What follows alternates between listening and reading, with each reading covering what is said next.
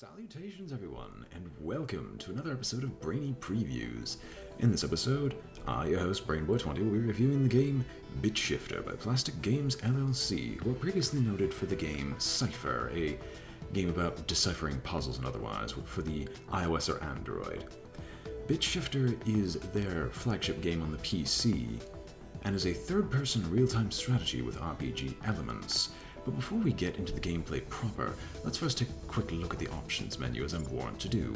Bit Shifter's difficulty setting is within the options menu, and I'm playing on the very hard difficulty for the purposes of this review.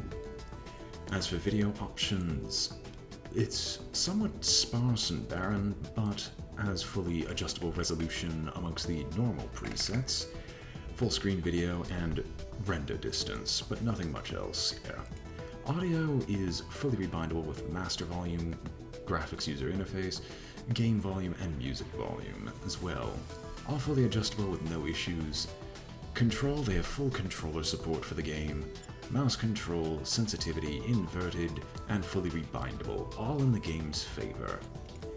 Bit Shifter is a game where you're following your protagonist Flash BIOS as he pilots the ScanDisk craft in an attempt to fight off a virus from this computer system. And I've played through the entire first campaign, and I would need to go into the future campaigns for the rest of this. So, I'm going to just do level 4, which is one of the first couple of levels you get where you're just given free reign to mess around in all of this.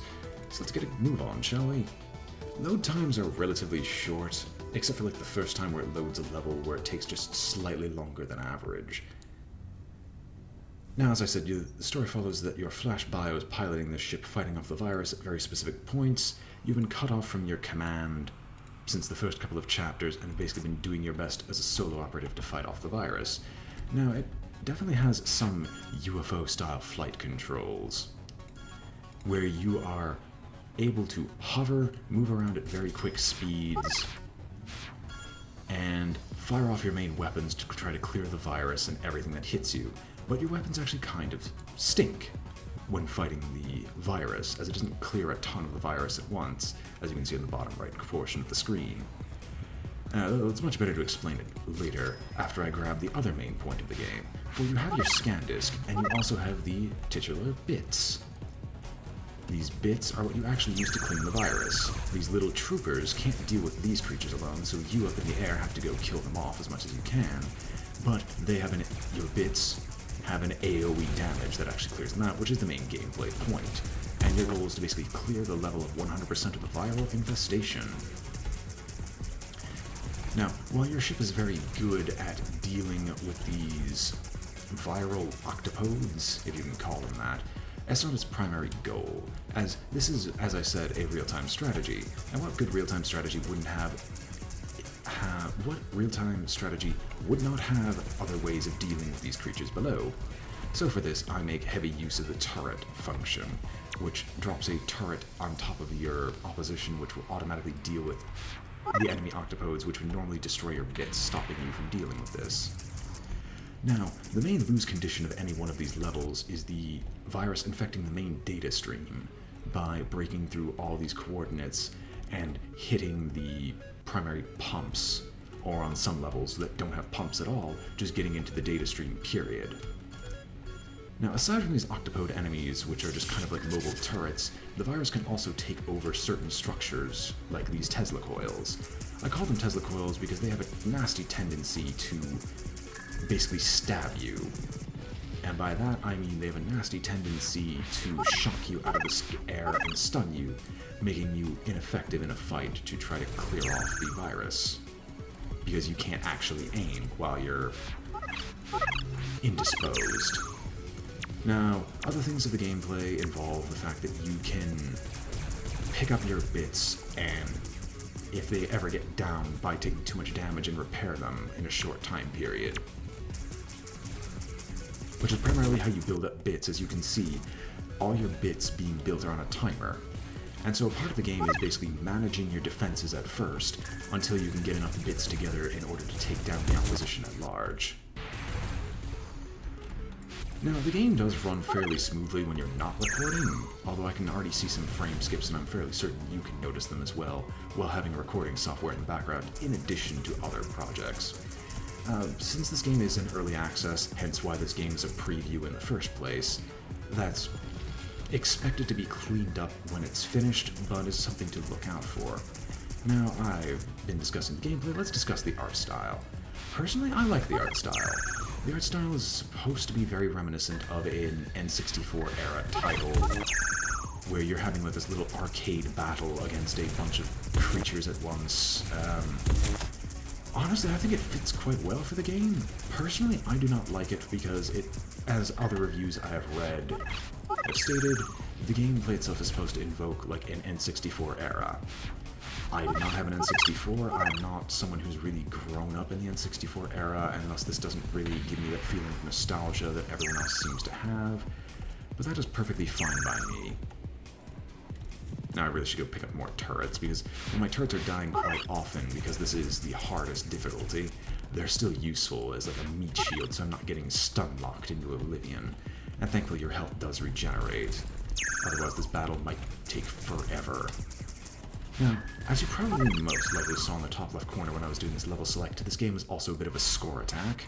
There's like specific time limits that you can have, as you see the timer in the upper corner of the screen. Completing those time limits doesn't really give you any other benefit other than a like score attack style, which is nice.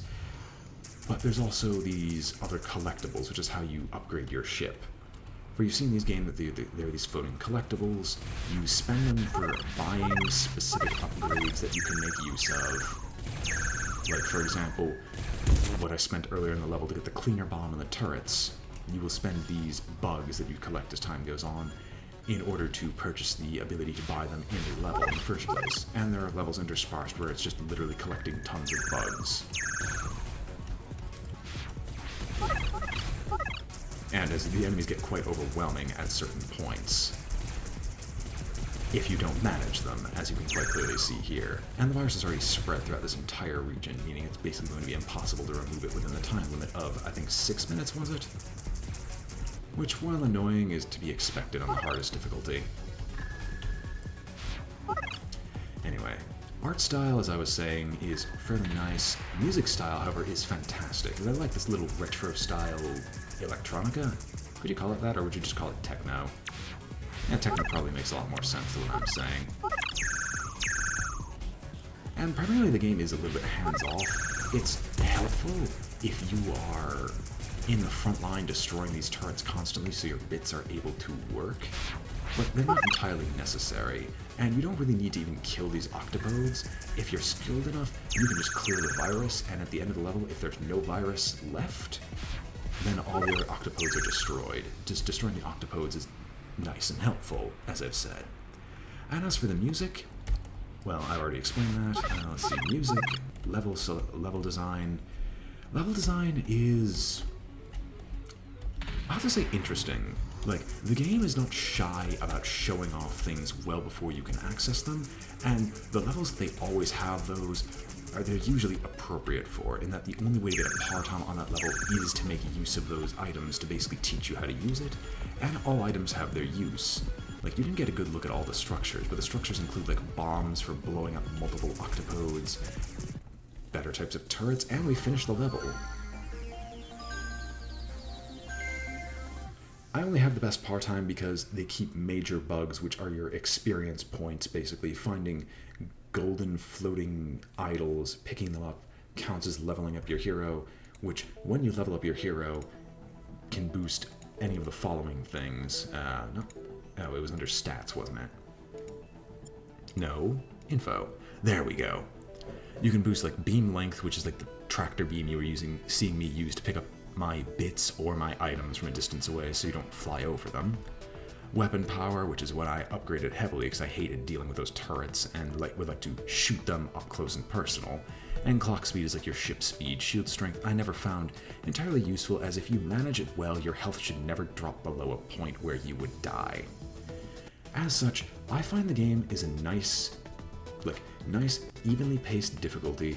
Very hard mode is the mode that I would play on myself because I can manage all the different types of information, but later levels would be very difficult as I could still, like, on the normal difficulties, which is what I completed the first chapter on, I found myself getting very close to losing a lot of levels. Now, as you can see in level 4, there were only basically 3 turret types of enemies: the red octopode, the orange octopode, and like the cobalt/silver octopode.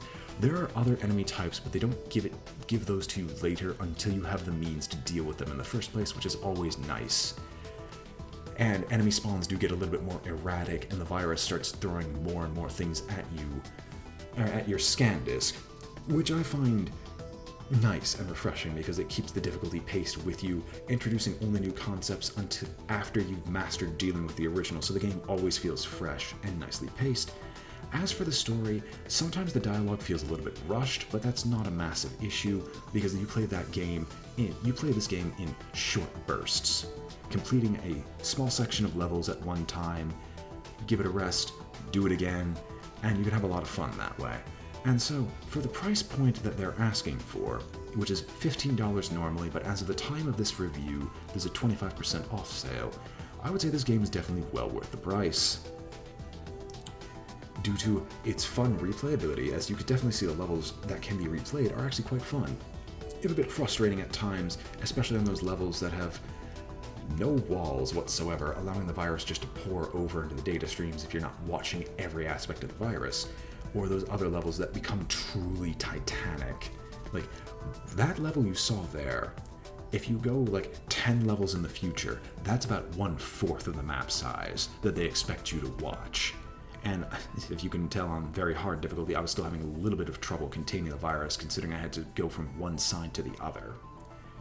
And basically if I wanted to clear that level under part-time, I would have to divide my forces. So yes, the difficulty does scale well.